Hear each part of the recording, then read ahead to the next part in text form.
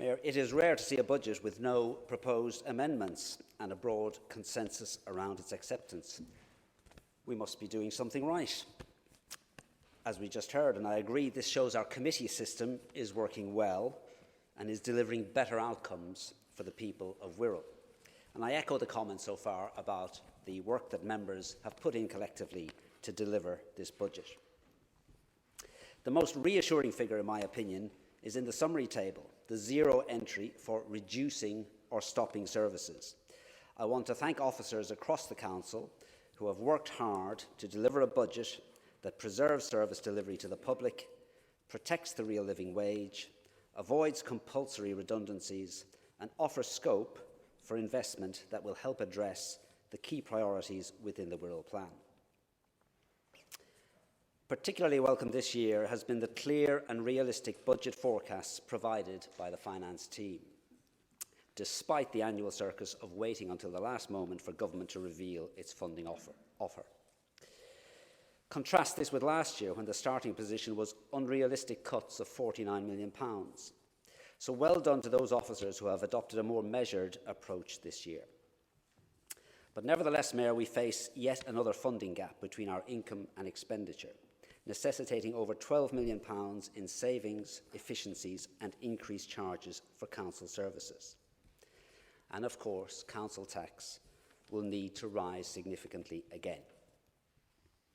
The pressure on the council to do more with less is relentless. The leader referred to 24.9% cut in our funding since 2010. That goes on and the implications continue. The pressure on the council to do more with less is really relentless. And so too is the pressure on the public, who are forced to pay more and more every year for the government's failure to reform local authority finance and to use the unfair council tax system to fund the ever-increasing costs of social care. The figures are there for everyone to see in this budget. A shortfall of £26.6 million over the next 5 years, largely driven by the cost of caring for our ageing population. So how will this future gap be funded? This is my 10th Budget Council, and every year we hear the same complaints from many members regarding the government's short-term approach to financing local government. But that has never changed, and nor is it likely to, as the economic policies of the two largest parties become indistinguishable. Without fundamental reform to our taxation system, there will be no change, and the cycle will continue to repeat itself. The Green Party, along with many others, including the Trades Union Congress, is clear. The time for wealth taxes is long overdue. A straightforward 1% tax on wealth in excess of £10 million would generate at least £16 billion annually to address inequality and environmental collapse.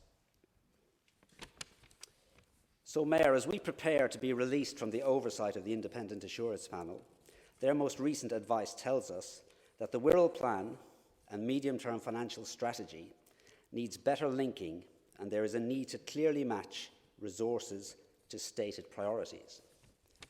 This is good advice.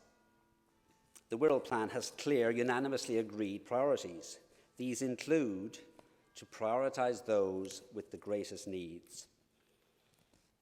At our last meeting, Council acknowledged there is a significant amount of unclaimed support payments in Wirral, at least £91 million annually. One of the most significant things this Council can do to address poverty is to better empower those residents who are entitled to financial support to actually receive it, especially in those parts of Wirral where poverty is tightening its grip and life expectancy is far too low. Next month, we are due to receive further. I urge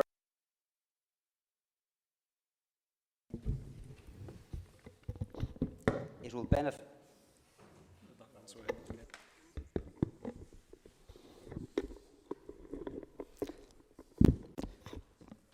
Okay, let's switch mics and continue. I urge all members to prioritise this in the year ahead. It will benefit not just those in need, but the wider Wirral community if spending power amongst the poorest is increased. Another priority in the Wirral Plan is to play our part in addressing the climate emergency and protecting our environment. A reminder that we have all signed up to Wirral Council becoming carbon neutral by 2030. And I'm grateful for the work of Green councillors in relentlessly highlighting the need for this council to reduce its energy consumption. This year, lower energy consumption has saved some £200,000. In part, this reflects investment in our leisure centres. The installation of pool covers, low-flow shower heads, changes in humidity settings, and the repair and installation of pipework, all of which have reduced gas consumption. But we remain very vulnerable to fluctuations in energy prices, as recent years have clearly demonstrated.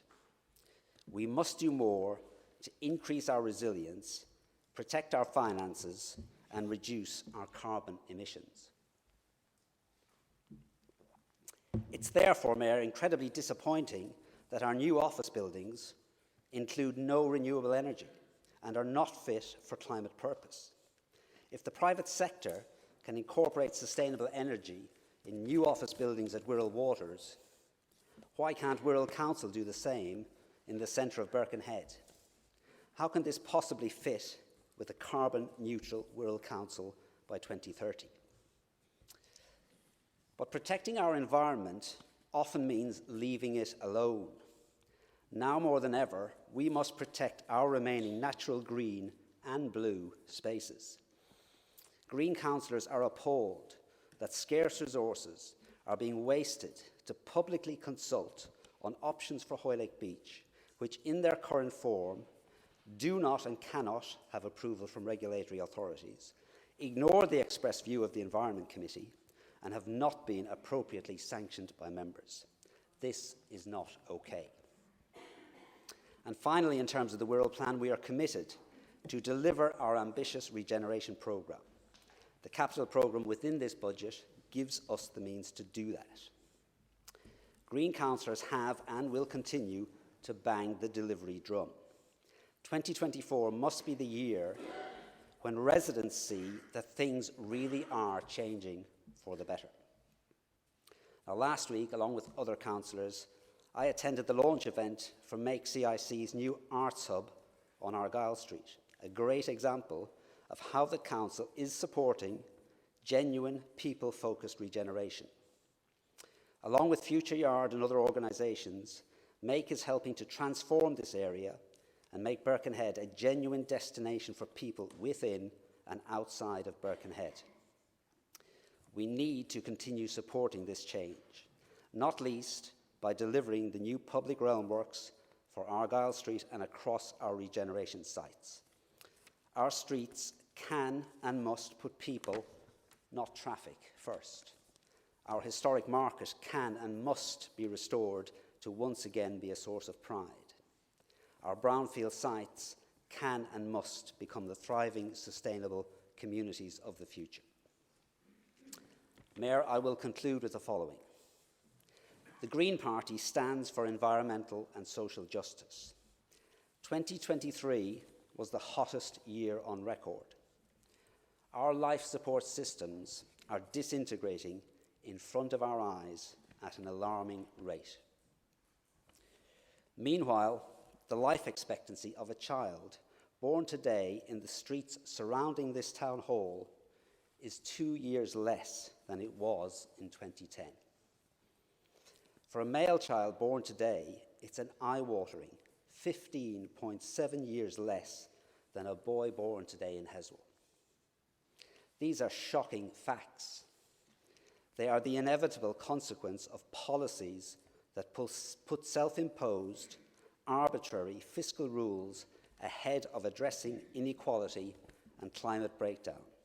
They reflect appalling political choices. Our remit as a council is limited, but our obligations are clear. We must do all we can to reduce inequality and protect our planet. In both of these, we can and we must do more. Thank you, Mayor.